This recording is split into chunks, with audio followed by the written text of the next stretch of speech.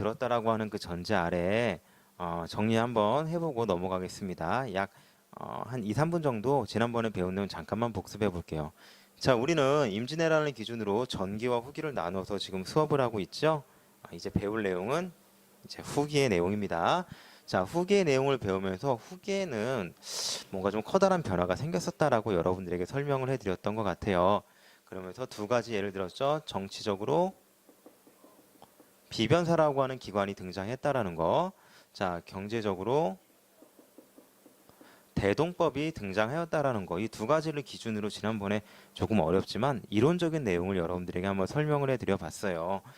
어, 이제 비변사가 정확히 뭔지 모른다 하더라도 비변사 때문에 왕권이 약화되고 자, 신하의 힘이 강해진다라는 이야기를 했고요. 조선 후기의 전반대에 걸쳐서 자, 그 다음에 대동법으로 인해서 잘은 모르겠으나 대동법의 특징은 물론 간단하게 이야기하면은 특산품 대신 쌀로 내게 한다. 근데 이것들이 백성들에게 굉장히 좋은 제도였다.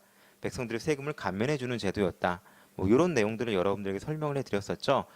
그로 인해서 여러 가지 파생되는 결과 중에서 상업이 발달하게 되었다. 원래 좀 더 정확한 명칭으로 이야기하면은 상품 화폐 경제가 발달한다. 상품과 그 다음에 돈이 교환되는 물물 거래가 아닌 여러분 조선 전기에는 주로 물물 거래 형식을 띄었었다라고 말씀을 드렸었는데 돈과 물건이 거래되는 지금 우리의 모습이겠죠. 이러한 모습들이 조선 후기에 등장하게 되면서 부유한 사람들이 등장하고 그 부유한 사람들이 또 신분을 사게 되고 뭐 이런 것들 여러분들에게 말씀을 드렸던 것 같아요. 자, 그럼 이 조선 후기에는 이러한 것들을 머릿속에 기억해 주시고 점차적으로 어떤 변화가 있는지 한번 살펴보시면 될 것 같아요. 전반적인 내용이 걸쳐져 있습니다. 수업을 듣다 보면 그래서 비변사 이야기하셨구나. 그래서 대동법 이야기하셨구나. 이런 내용들이 자연스럽게 들어올 거예요. 맞다. 모내기법도 기억하시면 좋겠죠. 자, 우리는 이제 조선 후기를 세 단계로 나눠서 배울 거예요. 17세기, 18세기, 19세기로 나누어서 배울 거고요. 이번 시간에 배울 내용은 17세기 효종에서부터 경종까지의 내용이에요. 아마 2시간에 걸쳐서 설명하게 될 것 같고요. 다음으로는 영조정조 이야기. 아마 유명한 이야기죠. 여러분들이 대충 알 것 같고 그 다음에 순조, 헌종, 철종은 여러분들이 잘 들어보지는 못했을 것 같아요. 근데 대신 아마 드라마 있죠? 그 뭐지? 박보검 나오는 드라마 박보검 나오는 드라마 뭐지? 혹시 채팅창에 좀 얘기해 줄 수 있는 사람 있나? 박보검 구름이 그린 달빛 맞아요. 그거. 그게 여러분들이 이제 요때쯤 이야기예요. 순조에서 헌종으로 넘어가는 바로 요 시기. 맞아요. 구구달, 구름이 그린 달빛. 그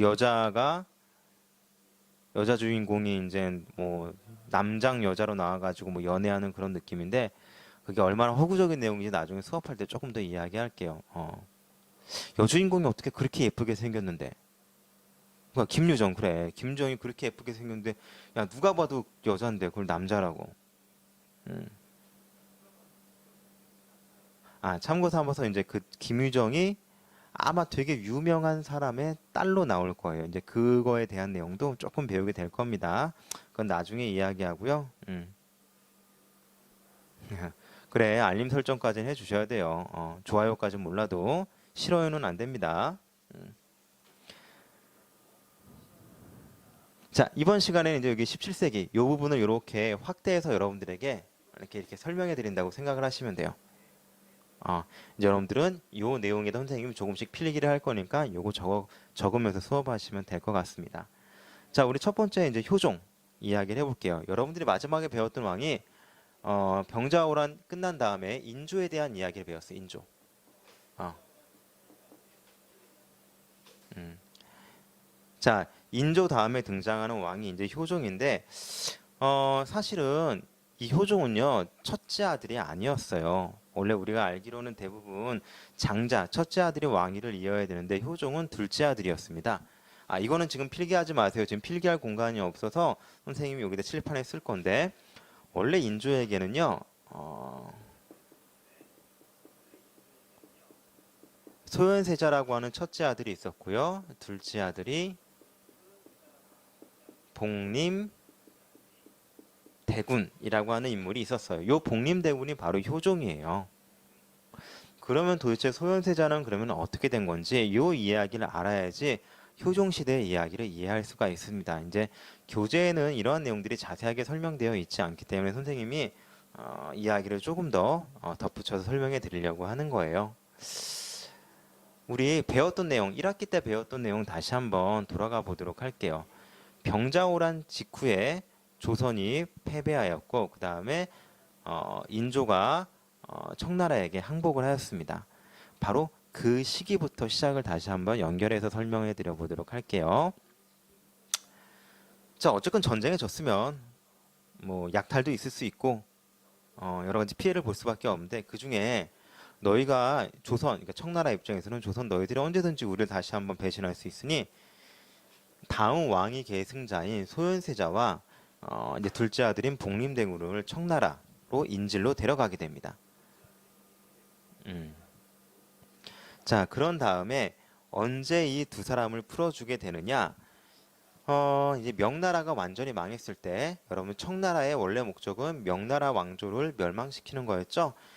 이 명나라 왕조가 이제 거의 멸망해서 사라졌을 때쯤 더 이상 조선이라고 하는 나라조차도 우리에게 청나라에게는 위협이 되지 않는다라고 할 때 이 소현세자와 복림대군을 다시 조선으로 돌려보냅니다. 자, 그런데 여러 가지 이야기가 있어. 물론 야사에 전해지는 내용이기도 한데 소현세자 같은 경우는요, 뭐라고 해야 될까? 서양의 문물에 조금 더 일찍 눈을 떴다고 해요. 단순하게 여러분들 인질로 잡혀갔다고 해서 그냥 뭐 범죄자 취급당하고 그냥 뭐 드라마나 영화에 나오는 것처럼 뭐 구박덩어리 그런 이미지라고 생각하지 마세요. 일종의 외교관의 역할을 대신한다고 생각하시면 됩니다. 자, 외교관의 역할을 대신하면서 물론 패한 나라의 왕자다 보니까 뭐 무시받기도 하고 갈시받기도 하겠지만 그러한 것들을 뭐 잘 이겨내기도 하고 또 영리했다고 해요. 현실적인 감각도 굉장히 뛰어났다고 했고요. 소현세자 같은 경우가 그러면서 이 청나라에는요 서양의 문물들이 굉장히 많이 들어왔다고 해요. 그러면서 소현세자가 단순하게 조선에 있을 때보다 청나라에 있을 때 그러니까 쉽게 말하면 좀 더 넓은 세상을 보게 되는 거지. 뭐 달력 서양의 지도를 보기도 하고 서양의 과학기술, 청나라도 슬슬 그런 것들을 받아들이기 시작했으니까 그러면서 우리가 오랑캐라고 무시하던 이 청나라가 야 진짜 성장하였구나, 엄청 성장하였구나. 자, 그럼 우리가 이 청나라를 무시하고 혼내주려고만 하지 말고 이들한테 있어서 배울 게 있다고 한다면 배우는 건 어떨까? 라고 생각을 했다라고 하는 뭐 야사에 등장하는 여러 가지 내용들이 있어요. 뭐 아담 샬이라고 하는 서양 신부와 뭐 소현세자가 접촉해서 뭐 둘이 친분이 있었다라고 하는데 이거는 어디까지나 서양 신부만의 뭐 주장이긴 한죠. 만 합니다. 서양 신부만의. 자, 어찌되었든 간에 소현세자는 어쨌든 좀 다른 사람이었던 것 같아요. 단순하게 성리학의 세계에만 갇혀 있었던 그런 인물은 아니고 상업에도 좀 더 능했고요. 실제로 청나라에서 먹고 살라고 소현세자에게 일정한 땅을 떼어주는데 그 땅을 확장하고 그 땅으로서 뭐 수완을 부려서 경제적인 이득을 굉장히 많이 취했고 그 경제적 이득을 통해서 노비로 잡혀간 조선 사람들이 많이 구해내기도 했다고 해요. 백성들의 입장에서는 굉장히 고마운 사람이기도 하고 기대가 되는 인물이었겠죠. 자, 어쨌든 이렇게 백성들의 기대, 그 다음에 아우 멀리 동안 막 잡혀가지고 인질로 잡혀가지고 얼마나 고생했겠어요. 이런 소현세자가 드디어 돌아왔습니다. 물론 복림대군도 같이 돌아왔겠죠. 그런데 인조가 반겨주질 않아. 우리가 알기로는 나 대신 어쨌건 왕이 잡혀가야 됐을 거 대신해서 자기 아들이 가서 고생하고 인질로 잡혀가고 이런저런 수모를 겪고 돌아왔는데 반겨주질 않아요. 실제 실록의 기록에도 뭐라고 적혀 있냐면 소현세자가 돌아왔을 때 왕이 나오지 않았다라는 기록도 분명히 존재합니다. 뭐 야사에 의하면은 소현세자가 왔을 때 인조가 굉장히 혼냈다고요. 그 여러분들 먹 가는 그 벼루 있죠? 벼루를 집어 던지면서 소현세자의 머리에 맞추면서 네가 오랑캐가 다 됐구나 라고 하면서 굉장히 혼냈다고 해요. 자, 어찌되었든 간에 야사든 뭐 정사의 내용이든 간에 분명히 소현세자를 반기지 않았던 거는 맞는 것 같아요. 그런데 이 소현세자가 아이러니하게도 한 3개월 있다가 조선에 들어온 지 3개월이었나 6개월이었나? 정확히 선생님이 기억이 안 나네요. 3개월입니다. 이 3개월 뒤에 죽어요. 그 험한 그 귀양살이 하다가 인질 생활 하다가 어렵게 지금 고국으로 돌아왔는데 3달 만에 죽어요. 감기에 걸렸습니다. 감기에 걸렸는데 인조가 자신의 자신을 뭐라고 할까? 그 치료하는 최고의 의원이 있어요. 이 어의를 시켜가지고 소현세자를 치료하게 합니다. 이제 침치료. 이 사람이 되게 봉침이라고 하는 걸 잘났다고 해요. 침치료를 받았다고 하는데 이 침치료를 받고 얼마 안 돼서 소현세자가 죽어요.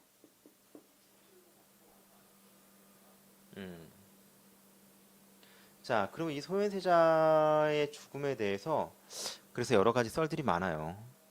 독살이 된 거 아니냐. 어. 그냥 자연사할 수 없다. 왜 이런 의문이 자꾸 등장하면은 여러분들 지난번에 말씀드렸지만 조선왕조 실록이라고 하는 것은 굉장히 디테일한 기록물이라고 이야기했죠. 왕의 은과 냄새, 은과 색깔까지도 기록이 남을 정도로 은과 맛까지 기록이 남을 정도로 디테일함들을 남겨두는데 이 소현세자에 대해서는 어떻게 기록이 남겨져 있냐면 이제 그 시체에 대한 기록이 있어요. 눈, 코, 입 다 해가지고 한 7개의 구멍이 있거든요. 7개의 구멍에서 피가 났고 그 다음에 전신이 검었으며 얼굴에다가 하얀 천을 반쯤 덮어놨는데 낯빛이 검은 게 보일 만큼 확연히 비교가 될 만큼 낯빛이 검었다. 이것은 마치 뭐에 중독이 된 것 같았다라고 기록이 남겨져 있습니다. 자, 뭔가 이상하죠? 근데 선생님, 이 소현세자는 어쨌든 분명한 것은 인조의 아들인데 왜 아버지가 설마 아들을 그렇게 죽였을까요? 뒷이야기를 조금만 더 해보도록 할게요. 소현세자의 부인인 강씨 부인이라고 하는 사람이 있어요. 이 강씨 부인도 죽여요. 이 강씨 부인은 어떻게 죽게 되느냐? 이제 소현세자가 죽은 다음에 인조가 이제 진상받은 전복구이를 먹었어요. 근데 전복구이를 먹다가 이 전복구이를 먹기 전에 전복구이에서 독이 검출이 됩니다. 그런데 이 전복에다가 독을 탄 게 바로 소현세자의 부인인 강씨라는 거예요. 근데 현실적으로 이 강씨가 왕에게 진상하는 음식에 손을 댈 수 있는 확률은 매우 매우 낮아요. 그래서 지금 사형 선고를 내려요. 사약을 내립니다. 근데 이걸 보다가 신하들이 너무 심해서 이거 좀 너무한 거 아닙니까? 그래도 당신 아들이고 아들의 부인인데 라고 했더니 인조가 뭐라고 표현하냐? 나는 개새끼의 아들을 둔 적이 없다라고 이야기합니다. 그러니까 개견자에다가 아들 자자를 실제로 이렇게 쓰니까 멍멍이 독베이비. 아니 근데 여러분들 참고 삼아서 이 조선왕조실록은 왕의 모든 언행이 다 기록이 되기 때문에 함부로 욕할 수 없다라는 거 알고 있었죠? 지금 유일하게 욕이 남겨진 기록이 바로 인조 때의 개의 자식이라는 표현이 들어있는데 누구한테? 소현세자, 자기 아들한테.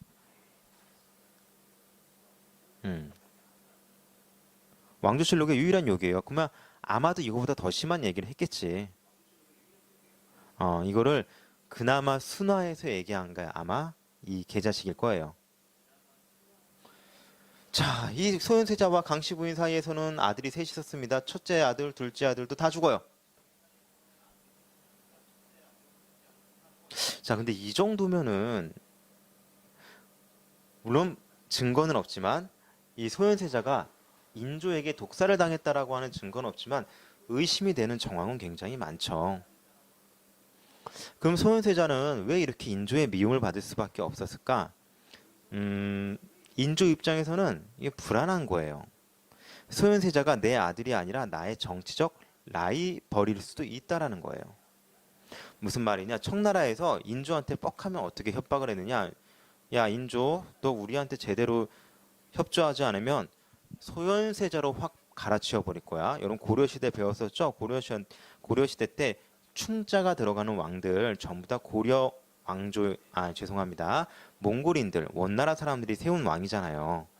마찬가지예요. 그것처럼 야, 너희 인조 우리한테 조공 제대로 바치지 않아? 우리 말 제대로 듣지 않아? 그럼 내가 언제든지 소현세자로 교체해 버릴 거야라고 협박을 했습니다. 나의 불쌍한 아들이었던 소현세자는 인조 입장에서 어느새 왕조가 교체될 수 있는 나의 라이벌이 되었다라는 거죠. 그런 더군다나 플러스 알파 이 청나라의 문물을 받아들이고 청나라와 교류를 했었던 이 소현세자가 돌아왔을 때 이거 뭐야? 청나라가 날 협박하기 위해서 청나라가 날 견제하기 위해서 심어놓은 게 아니냐라고 생각을 할 수도 있겠죠. 어쨌건 자신의 왕권을 강화하고 자신의 권위를 놓치고 싶지 않았던 인조 입장에서는 분명히 소현세자는 거슬리는 존재였을 거예요. 어쨌든 정확히 알 수는 없습니다. 심증은 있죠. 3개월 만에 죽었다라는 거. 뭐 기록에 의하면 독살일 수 있는 근거들은 존재한다. 하지만 뭐 정확한 누가 죽였다라고 하는 기록 자체가 없기 때문에 그냥 우리는 이렇게 넘어가야 되겠죠. 참고 삼아서 재밌는 건 뭐냐면은 이 복림대군 있죠. 소현세자의 동생도 몸이 좀 아팠습니다. 그래가지고 몸이 아파가지고 갤갤갤대고 아팠는데 인조가 야, 너 그러면은 복림대군 내 어이가 침 기가 막히게 잘 노는데 침 좀 맞고 좀 치료 좀 해봐라고 했더니 복림대군이 절대 안 한다고. 절대 치료 안 받는다. 괜찮다고. 그랬다는 기록도 존재합니다. 뭔가 냄새는 분명히 나죠. 자, 어찌되었든 이 소현세자와 소현세자의 아들들이 싹 다 죽었습니다. 그런 부인까지 죽었죠. 그런데 누가 하나 남아 있느냐? 소현세자의 셋째 아들은 남겨져 있어요. 일단 참고 삼아서 말씀을 드립니다. 이게 어떻게 적용이 되는지. 자, 그러면은 이 복림대군은 어찌되었든 간에 자기 형님이 죽고 나서 둘째인 복림대군이 왕이 되었어요. 당연히 어떤 문제에 봉착할 수밖에 없는가? 이 복림대군이 제가 말씀드렸죠. 효종이라고.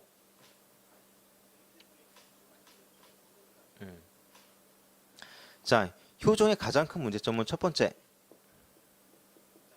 정통성이 약하다라는 거예요. 왜? 형님 빈자리를 둘째 아들이 그냥 대신 간 거잖아. 여러분들 소현 세자지. 세자가 일찍 죽으면 세자의 아들, 다시 말해서 소현 세자의 셋째 아들이 왕이 돼야 돼. 근데 인조는 어찌되었든 간에 소현 세자의 셋째 아들을 무시하고 소현 세자의 동생인 효종을 복림대군을 효종으로 만들어 줬다라는 거야. 자, 분명히 누군가가 문제를 삼을 수 있다고 한다면 삼을 수 있을 만한 이야기가 돼요. 자, 이런 정통성의 문제에 끊임없이 시달릴 수밖에 없어요. 두 번째, 어떤 문제가 생기느냐? 자, 인조가 심어놓은 친청파가 많았다.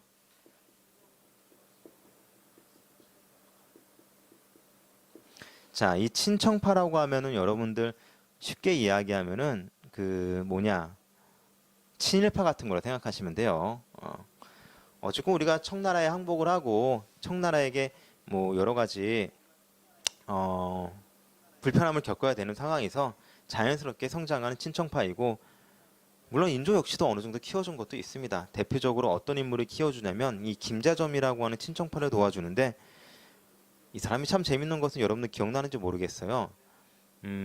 선생님이 병자호란이 꼭 우리가 질만한 전쟁은 아니었다라고 이야기했었죠.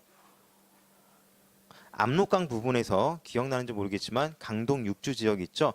그 지역만 잘 틀어지고 있다고 한다면 우리도 충분히 승산이 있는 전쟁이었다고 말씀드렸는데, 최전방에서 있던 장수가 조선의 정예병을 데리고 아예 성 밖으로 나오지도 않으면서 그러면서 전쟁이 너무 쉽게 끝났었다는 이야기 했나요? 그 최전방을 책임지고 있었던 도원소가 바로 김자점이라고 하는 인물인데, 이 사람은 재미나게도 바로 또 친청으로 변질이 됩니다. 그러니까 이런 사람들을 인조가 막 이렇게 씌워놨어. 올려놨단 말이야. 자, 문제가 되는 건 뭐냐면 이제 효종이 왕이 됐을 때야. 자, 부족한 정통성, 넘쳐나는 친청파, 권력을 가지고 있는 친청파, 이것들을 해결하고 효종이 자신의 왕권을 강화하고 정치를 해야 되는데, 자, 선택지가 있어요. 자, 이제 효종이 왕이 돼서 인조가 죽고 이제 세 가지 선택할 수 있는 내용들이 있습니다. 기본적으로 효종이 왕이 되었을 때 뭐라고 해야 될까? 그냥 살림으로 표현을 할게요. 원래 산당이라고 하는 표현이 있는데 산림, 산당이라고 하는 표현인데 여러분들에게 그런 표현은 너무 어려울 것 같고요. 그냥 동인, 서인, 남인, 북인 뭐 다 됐어. 구분하지 말고 그냥 살림들, 양반들. 이 살림들이 효종을 인정하지 않았어. 정통성도 부족하고 에이 청나라한테 항복한 와우 왕 아래에서 내가 어떻게 일해 하면서 아우 나는 이런 나라에서 일 못해 하면서 전부 다 어디로 가느냐 산으로 자기 고향으로 내려간 상황이에요. 음. 자 그런 상황에서 죄송해요 잠깐만 좀 끊고 갈게요.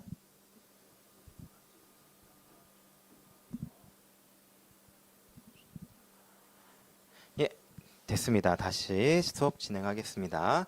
자 어쨌든 이 살림 세력들이 이 효종을 절대 인정하지 않았던 거예요. 둘째 아들에다가 어떻게 저기 청나라한테 항복한 이 나라에서 나 일 못해라고 빠져있는 상황인데 자 그럼 효종은 선택을 해야 돼.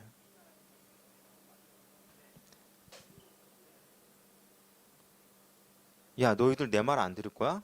그러면은 내가 너희들 살림들 내가 싹 다 무시하고 싹 다 죽여버리고 그럴 테니까 빨리 따라와. 이렇게 강압적으로 할 수 있겠죠. 근데 이렇게 강압적으로 했다가는 큰일 날 수 있을걸? 왜? 인조 역시도 어떻게 했어? 왕이 신하를 강압적으로 혹은 명분을 잃어버리니까 광해군을 쫓아내고 왕이 된 사람이 인조지. 우리 인조반정 기억나요? 그리고 중종반정 기억나요? 조선이라고 한 나라는 왕이 신하에 의해서 쫓겨날 수 있는 나라가 되어버린 거예요. 이런 상황에서 명분도 없이 살림 세력들 그냥 찍어 누른다? 야 이거는 반정에 명분을 주는 거지. 자 그럼 두 번째 방법은 뭐가 있느냐? 아우 살림들이 나 인정해주지 않아. 아우 정통성도 없어. 아우 나 친청파라 일 못해. 에이 난 그럴 바에는 왕 안 해. 니들이 나 왕 하지 말라며 인정 안 해준다며 그럼 나 왕 안 해. 근데 이것도 역시 현실적으로는 불가능한 내용이라고 생각하시면 돼요. 자 그렇다고 한다면 세 번째 방안이 딱 하나 남아있겠네요. 바로 이 살림들이 내 편이 될 수 있게 이들을 끌어내야 되는 거예요. 아주 뭔가 매력적인 정책 하나를 이 살인들에게 던져주고 야 너희들 날 따라와 그리고 나의 정통성을 세워주고 친정파 좀 제거해줘 라고 하는 제안을 해야 되는 거예요. 바로 그런 제안이 바로 뭐가 있느냐? 녹색 펜이 자 그게 바로 북벌이에요. 자 요거는 필기하시면 됩니다. 효종의 특징 북벌이라고 알아두시면 돼요. 자, 이 북벌이라고 하는 게 뭐냐면은요. 쉽게 이야기하면은 북쪽을 정벌한다는 뜻이에요. 참고 삼아서 여러분들 뭐 싸울 때는 침자를 쓰기도 하고 뭐 침략이란 말도 들어봤죠? 근데 이런 벌자가 들어간 거는 내가 정의로울 때, 내가 대의일 때, 내가 큰 나라일 때 벌자를 주로 쓰기도 해요. 그냥 참고 삼아 말씀드립니다. 선생님, 청나라가 훨씬 큰 나라가 아닌가요? 근데 여기에는 약간 다른 생각이 있어. 우리가 문명의 중심이라고 이때는 생각을 해요. 왜냐? 원래 문명의 중심 국가는 죄송합니다. 명나라였거든요. 근데 명나라가 청나라에게 망하게 된 다음에 야, 어떻게 된 거예요? 큰일 났어. 그러면 우리가 그걸 이어가야 돼. 문화의 중심이 명나라가 사라졌으니 우리가 가져가야 돼. 그래서 여러분 혹시 중화 사상이라고 하는 거 들어봤는지 모르겠어요. 이 중화 사상이라고 하는 것은 중국이 자신들의 문화의 중심으로 생각하는 사상이라고 대략적으로 생각하시면 돼요. 근데 그런 중국이 무너졌어. 그런 다음에 누가? 우리가 그 중화가 돼야 된다. 그래서 우리를 소중화, 작은 중화라고 이야기를 했어요. 그러면서 더욱더 성리학 공부를 열심히 하는 거야. 이 재미난 이야기죠. 이 중국이라는 나라, 명나라가 무너지게 되면서 성리학의 정통을 갖고 있던 나라가 무너졌어? 그 정통은 누가 가져가야 돼? 저 청나라 오랑캐가 아니라 조선 우리가 가져가야 돼. 그러면서 우리가 더욱더 성리학을 열심히 연구하는 참 아이러니한 상황이 생겨나요. 참고 삼아서 이제 그런 정통성에 대해서 뭐 예의에 대한 걸, 규칙에 대한 것들, 뭐 제도에 대한 것들이 굉장히 엄격하게 강화되는데 뭐 거기까지는 모르셔도 됩니다. 하여튼 우리가 북쪽을 정벌한다라는 겁니다. 자, 이 북쪽을 정벌한다라고 하는 이 메시지를 던지면 어떤 효과가 있느냐? 이 사림들이 꿈꾸는 게 뭐야? 청나라를 제거하고 다시 중화, 이 오랑캐를 몰아내고 중화 사상의 질서를 다시 한번 세우는 거예요. 이 사림들은 이걸 거부할 수가 없어. 왜? 그들이 원하는 명분이잖아.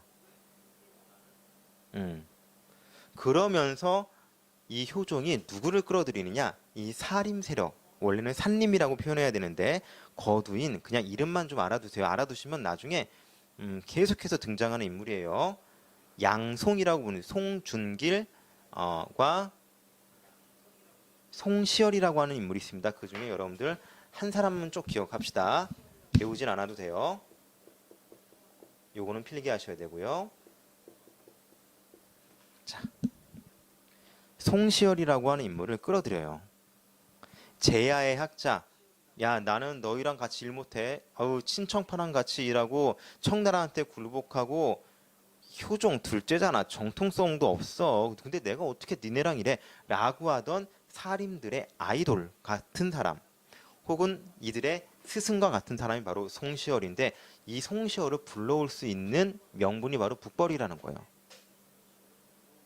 자, 사실 효종은요, 자신의 부족한 정통성, 그다음 친청파를 제거하기 위해서 송시열을 끊임없이 조정으로 끌어들이려고 했어요. 더군다나 인연도 둘이 깊었거든. 왜냐? 효종의 스승이, 어렸을 때 스승이 송시열이야. 근데 송시열은 나 일 안 해. 난 너희랑 일 못해. 내가 어떻게 너랑 일해? 라는 입장이었습니다. 그래서 한 번은 관직을 주기 위해서 송시열을 불렀으나 송시열이 거부해요. 이거 되게 버르장머리 없는 행동이에요. 사실은 왕이 관직을 하사하는데 그걸 거부한다? 이거 상상도 못할 일이야. 그런데 효종이 한 번 더 불러요. 이번에는 그러면은 스승님, 관직에 오르지 말고 나랑 스승과의 관계로서 한번 얼굴이나 한번 봅시다 라고 해서 송시열을 불러드려요. 이제 왔으니까 어때? 효종이 송시열한테 왔으니까 온 김에 일 좀 하다 가 라고 하면서 관직을 내려주면서 의복까지 내려줍니다. 근데 송시열이 왕한테 말도 하지 않고 의복 그냥 내버려두고 고향으로 돌아가 버립니다. 여러분들 이거는 버르장머리를 떠나서 왕의 권한을 완전히 무시하는 행동이에요. 여러분 생각해 봅시다. 이거 태종 때였으면 어떻게 됐을까요? 세조나. 이 목이 날아가는 문제가 아니라 삼족이 멸했을 거야. 이거 왕을 능멸하는 거였지. 자, 그런데 효종은 이 송시열에 대해서 열받겠지만 이렇게 표현합니다. 역시 우리 스승님, 기계 있어. 역시 지존이 있는 우리 스승님이야. 이걸 바라보고 있는 사림들은 오, 송시열 역시 대단해. 기계 있는 사람이야. 라고 이렇게 했단 말이야. 이런 송시열이 관직에 오를 수 있게 제안한 게 바로 뭐예요? 북벌이라고 하는 거예요. 송시열, 사림, 니네가 원하는 게 뭐야? 청나라 치고 다시 중화 사상의 질서를 되찾는 거 아니야? 알았어, 그거 내가 해줄게. 그러니까 너희들 나와 함께 같이 일해 라고 내세운 게 바로 이 북벌이라고 알아두시면 돼요. 더 이상 송시열도 이걸 거부할 수 없겠죠? 그리고 사실 송시열도 일하고 싶었어, 어느 정도는. 적당한 때를 봤는데 내가 계속 이렇게 너무 세게 거절했는데 쓱 나오기도 좀 그렇고, 근데 효종이 어떻게 이 북벌을 제시해주는 순간 좋은 명분이 생겼지. 그러면서 송시열은 효종과 함께 조정을 이끌어 나가게 됩니다. 와, 선생님, 그러면 정말 조선은요 청나라를 치기 위해서 준비했나요? 아니죠. 네, 이거는 어디까지나 명분이에요. 효종은 송시열과 같은 사림 세력들을 자기 편으로 끌어들이기 위한 일정한 뭐라고 할까? 제안, 명분이고요. 송시열 역시도 내가 관직에 오르기 위한 일종의 명분이 바로 북벌이 될 거예요. 어쨌든 이들이 효종 입장에서는 송시열이 들어오고 사림 세력들이 들어오면서 자신의 정통성을 보완해주고 나를 인정해줬어. 그러면서 자연스럽게 친청 세력들을 어떻게 할 수 있을까? 쫓아낼 수 있겠죠. 나중에 이 김자점을 쫓아내기 대표적인 이 친청 세력인 김자점을 쫓아내요. 물론 이 김자점이 이 청나라한테 야 조선이 북벌한데라고 일렀다가 걸려요. 그래서 뭐 삼족이 멸하는 그런 형벌을 처하게 됩니다. 어찌되었든 간에 이 친청 세력들 몰아내고 또 효종의 정통성을 세워주게 되는 게 바로 이 북벌이라고 하는 키워드다라는 거 알아두시면 좋을 것 같아요. 자, 그런데 그럼 이 북벌이 정말 현실 없는 허울만 있는 내용이냐?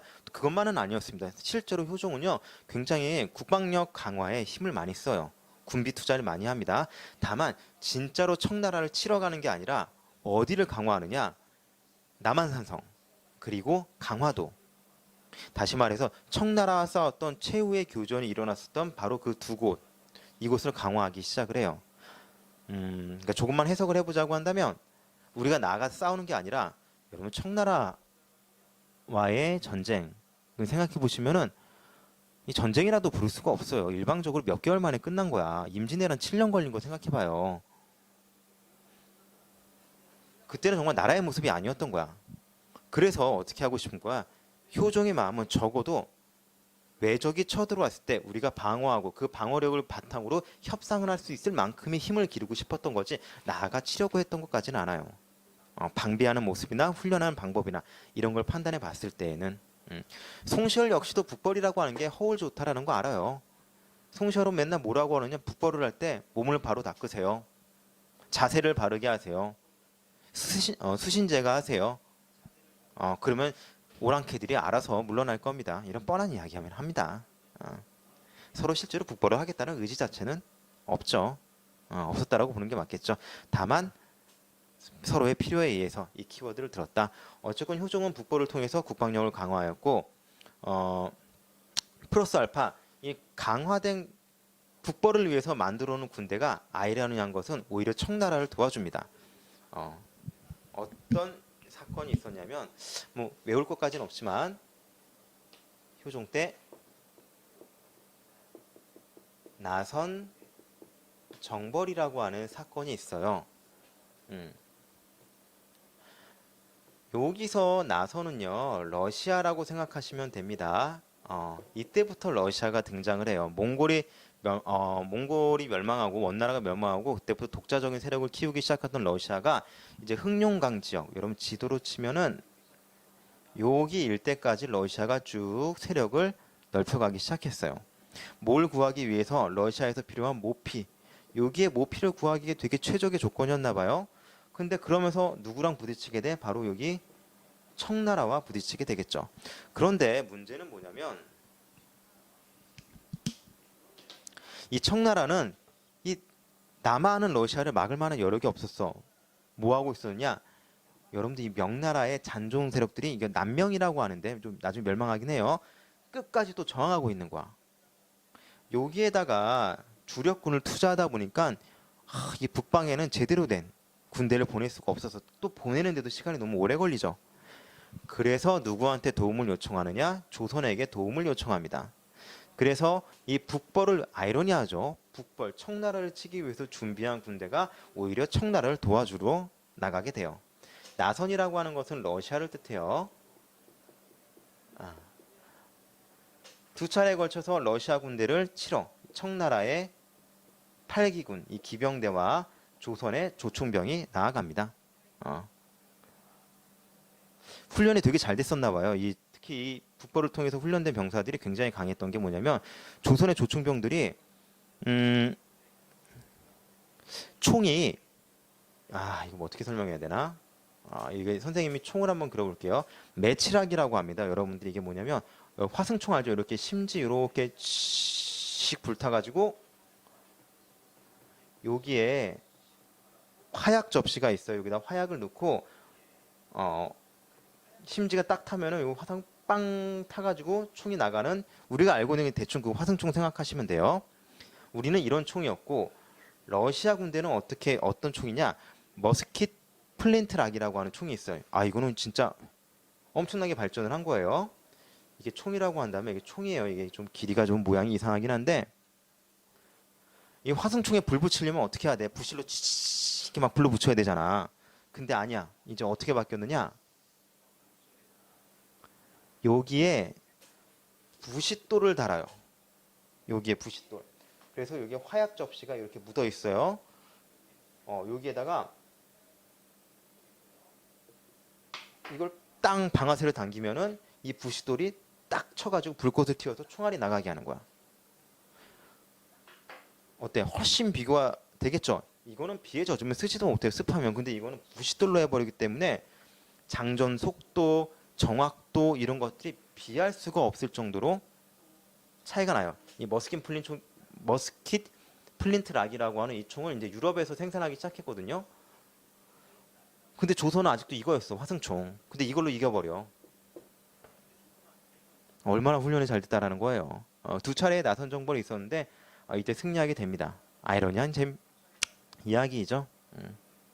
여러분 생각해보면 재밌죠? 우리나라 지금도 우리나라 1등이 세계 1등이죠. 사격이나 양궁 같은 경우는. 이때 아예 우리 뭐 피해 그런 게 있나 봐요. 자, 나중에 기회 되면은 이 총의 구조에 대해서도 이야기할게요. 이것 때문에 전쟁의 양상이 굉장히 많이 바뀌어요.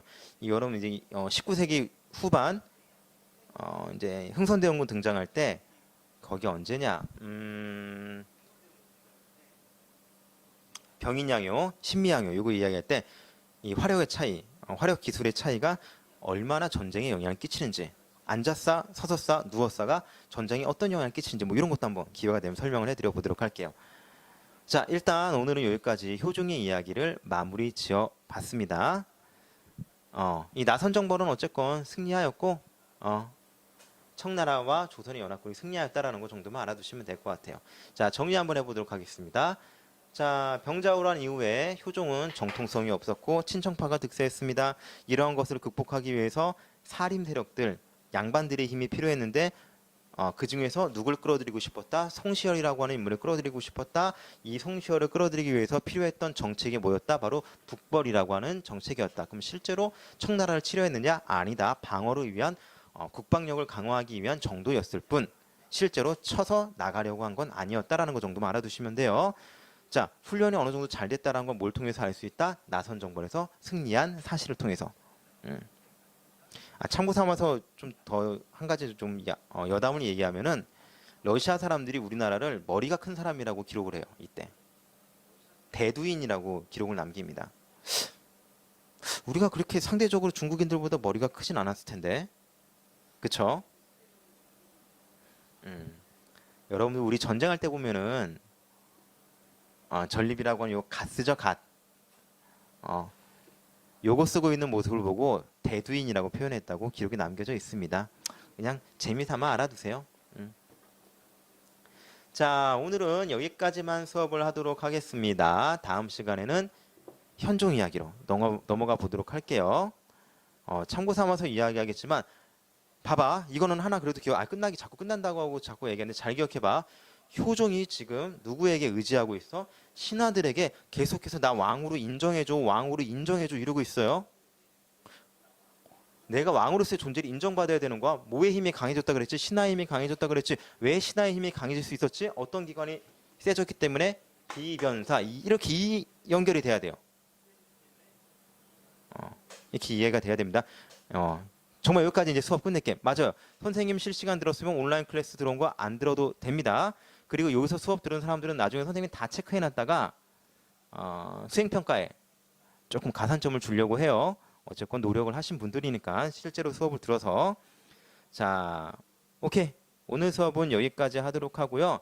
자, 혹시 질문 있으면 질문 받도록 하고 이제 정리하도록 할게요.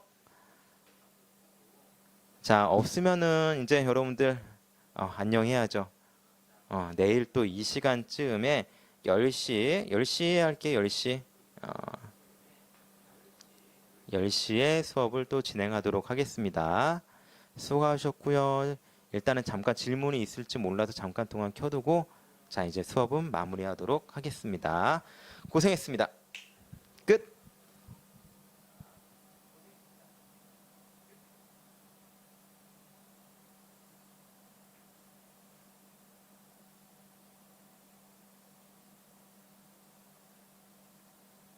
혹시 수업 외적으로 더 질문 있으신 분들은 질문하셔도 돼요.